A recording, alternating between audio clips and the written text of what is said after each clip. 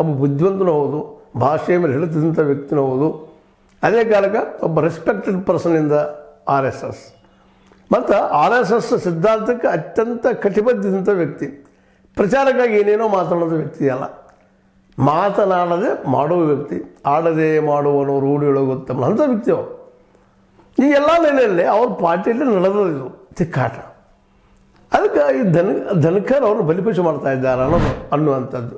ಯಾಕಂದ್ರೆ ಧನ್ಕರ್ ಅವರು ಇಂಥ ಒಂದು ಸಾಹಸ ಕೈ ಹಾಕ್ತಾರೆ ಅಂತೇಳಿ ಅವರ ಲೈಫ್ ಸ್ಟೈಲ ಮತ್ತು ಅವ್ರ ಲೈಫದ RSS ಪರ ಇತಿಹಾಸ ಗಮನಿಸಿದಾಗ ಸಹಜವಾಗಿದಲ್ಲ ಅಂತ ಅನ್ನಿಸ್ತಾ ಇದೆ. ಆದರೂ ಚರ್ಚೆ ಜೋರು ಇಲ್ಲದ, ಅವ್ರು ತೆಗೆದ ಕಾಲ ಇದು ಅನ್ನೋದು ಪ್ರಚಾರ ಇಲ್ಲದ, ಒಂದು ವ್ಯವಸ್ಥಿತ ಪ್ರಚಾರ ತಂತ್ರ ಇಲ್ಲದ.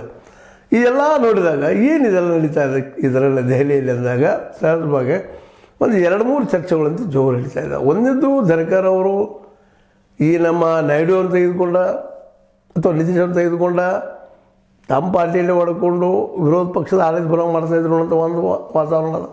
ಇನ್ನೊಂದು ಕಡೆ ರಾಹುಲ್ ಗಾಂಧಿಯವರು ಈ ಎಲ್ಲ ಮಿತ್ರ ಪಕ್ಷಗಳು ತೆಗೆದುಕೊಂಡ ಜೊತೆಗೆ ನಾಯ್ಡು ಅವ್ರ ಜೊತೆ ಸಂಪರ್ಕ ಮಾಡಿಕೊಂಡು ಆ ಸರ್ಕಾರವನ್ನು ಬೀಳಿಸಬೇಕು ಅನ್ನುವಂಥ ಪ್ಲ್ಯಾನ್ ಮಾಡ್ತಾಯಿದ್ದಾರೆ ಅಂತದ.